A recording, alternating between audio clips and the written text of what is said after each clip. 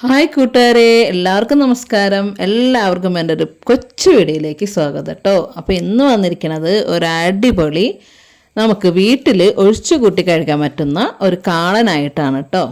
അപ്പോൾ നമുക്കിനി കാളം വെച്ചാലോ. കാളം വയ്ക്കാനായിട്ട് ചേനയും കായും നന്നാക്കി എടുത്തു, കഴുകി വൃത്തിയാക്കി നമ്മളിതേ അടുപ്പത്ത് കയറ്റി വെച്ചു. ഇനി നമുക്ക് അതിന് വേണ്ട ചേരുവകൾ ഇട്ട് കൊടുക്കാം കേട്ടോ. അപ്പോൾ ആദ്യം തന്നെ ഉപ്പിട്ട് കൊടുക്കുകയാണ്. പിന്നെ നമ്മൾ കുരുമുളക് പൊടി, ഒരു സ്പൂണ് കുരുമുളക് പൊടി, ഒരു അര സ്പൂണ് മഞ്ഞൾപ്പൊടി, ഒരു 1/4 സ്പൂണ് മുളക് പൊടി. ഇനി ഇത് വെവാനുള്ള വെള്ളം ഒഴിച്ച് നമുക്ക് പാത്രം മൂടി വെച്ച് സ്റ്റൗ കത്തിച്ച് കൊടുക്കാം കേട്ടോ. കഷ്ണം അവിടെ നിന്ന് വേവട്ടെ. നമുക്കിതിലേക്ക് നാളികേരം അരച്ചെടുക്കാം. ഞാൻ ഒരു നാളികേരം എടുത്തിട്ടുണ്ട് കേട്ടോ. അപ്പോൾ ഒരു സ്പൂണ് ജീരകം ഇട്ട് കൊടുത്തു. പിന്നെ നാളികേരം, ഒരു നാളികേരമാണ്, അത് ഇട്ട് കൊടുക്കുകയാണ്. അത് കുറച്ച് വെള്ളം ഒഴിച്ച് നമുക്ക് വെണ്ണ പോലെ അരച്ചെടുക്കണം. ഒരു പച്ചമുളകും കൂടെ ഇട്ട് കൊടുത്തിട്ടുണ്ട് കേട്ടോ. അത് അരച്ചെടുത്ത് വന്നപ്പോഴത്തേക്കും നമ്മുടെ കറി ഇതേ നല്ല പോലെ തിളച്ചിട്ടുണ്ട്. അപ്പോൾ നമുക്കിനി അതൊന്ന് കഷ്ണങ്ങളൊക്കെ വെന്തോ എന്നൊന്ന് നോക്കാം കേട്ടോ.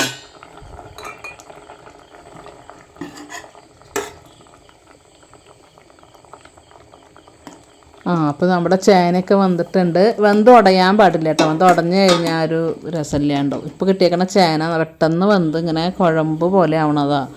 അതുകൊണ്ട് നമുക്ക് പാകത്തിന് വെന്ത് കിട്ടിയാൽ മതി. അപ്പോൾ നമ്മുടെ കഷ്ണങ്ങളൊക്കെ വെന്തിട്ടുണ്ട്. അപ്പോൾ നമുക്കിനി അതിലേക്ക് അരപ്പ് ഒഴിച്ച് കൊടുക്കാം കേട്ടോ. അപ്പോൾ നാളികേരമാണ് ഞാൻ ആദ്യം തന്നെ ഇട്ട് കൊടുക്കുന്നത്.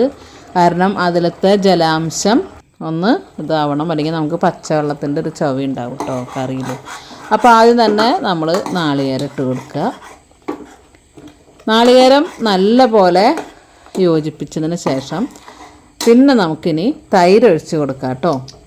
അപ്പോൾ തൈരിൽ കാണുന്ന മഞ്ഞ നിറം ഞാൻ ഈ മോര് കറിയിലിട്ട കയ്യിൽ ഇട്ട് ഇളക്കിയിട്ടാണ് കേട്ടോ അങ്ങനത്തെ ഒരു നിറം വന്നത്. അപ്പോൾ മോരൊഴിച്ച് കൊടുക്കുക. ഇനി രണ്ടും കൂടി നല്ല പോലെ ഇളക്കി യോജിപ്പിക്കുക.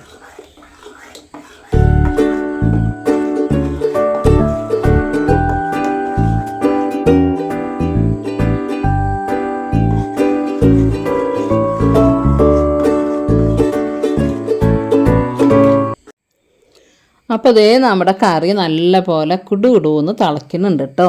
നമ്മുടെ മോരും നാളികേരം എല്ലാം നമ്മൾ ഒഴിച്ചു. ഇപ്പോൾ നല്ല പോലെ തിളച്ച് വരുന്നുണ്ട്. ഇനി നമുക്ക് ഇതിൽ കുറച്ചും കൂടെ കുരുമുളക് പൊടി ഇട്ട് കൊടുക്കാം കേട്ടോ.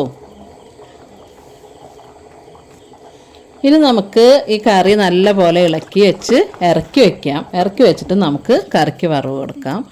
അപ്പോൾ വറവ് കൊടുക്കാനായിട്ട് ഞാൻ ദേ കൊച്ചു പാൻ അടുപ്പത്ത് വെച്ചിട്ടുണ്ട്. അതിലേക്ക് വെളിച്ചെണ്ണ ഒഴിച്ചു. ഉലുവ, കടുക്, മുളക്, പിന്നെ കുറച്ച് കറിവേപ്പിലയും കൂടിയിട്ട് പൊട്ടിച്ചെടുക്കുകയാണ്. എന്നിട്ട് ദേ നമ്മുടെ കറിയിലേക്ക് ഒഴിച്ച് കൊടുക്കുക. പെട്ടെന്ന് തന്നെ നമ്മുടെ കറി ഇവിടെ റെഡി ആയിട്ടോ. ഒട്ടും സമയം കളയാതെ ഒരു 10-20 മിനിറ്റ് കൊണ്ട് ഞാൻ ദേ നല്ലൊരു കറി കാളൻ ഇവിടെ റെഡിയാക്കി. അപ്പം ഞാൻ അത് കുറച്ച് ചാറ് വെച്ചിട്ടുണ്ട് കേട്ടോ. അതിനത് ഇരുന്നൊന്ന് കുറുതാവും. അപ്പോൾ നല്ല രുചിയുള്ള അടിപൊളി കാളൻ റെഡി ആയിട്ടുണ്ട്. അപ്പോൾ കൂട്ടുകാരെ, നിങ്ങൾക്ക് എൻ്റെ ഈ കൊച്ചു വീഡിയോ ഇഷ്ടപ്പെട്ട് കാണുമെന്ന് ഞാൻ വിചാരിക്കുന്നു. ഇഷ്ടപ്പെടുകയാണെങ്കിൽ ലൈക്കും ഷെയറും കമൻറ്റും തരണം കേട്ടോ. കൂട്ടുകാരെ, ഞാൻ ഈ കറി ഇപ്പോൾ രാത്രി വെക്കുന്നതാണ് കേട്ടോ.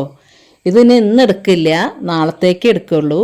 കാളൻ വെക്കുമ്പോൾ എപ്പോഴും നമ്മൾ തലേദിവസം രാത്രി വെച്ച് വയ്ക്കുക. പിറ്റേ ദിവസത്തേക്ക് നല്ല രുചിയായിരിക്കും കേട്ടോ. അപ്പോൾ നാളെ ഒരു കൊച്ചു വീഡിയോ വേറെയും വരുന്നുണ്ട്. ഞാൻ ഇതിൻ്റെ കായയുടെ തൊണ്ട് എടുത്ത് അരിഞ്ഞ് വെച്ചിട്ടുണ്ട് കേട്ടോ. അപ്പോൾ നാളെ കായത്തൊണ്ടും പയറും കൂടി നമുക്കൊരു മെഴുക്ക് പുരട്ടി ഉണ്ടാക്കാം. അപ്പോൾ എല്ലാവർക്കും ഗുഡ് ബൈ, ഗുഡ് നൈറ്റ്.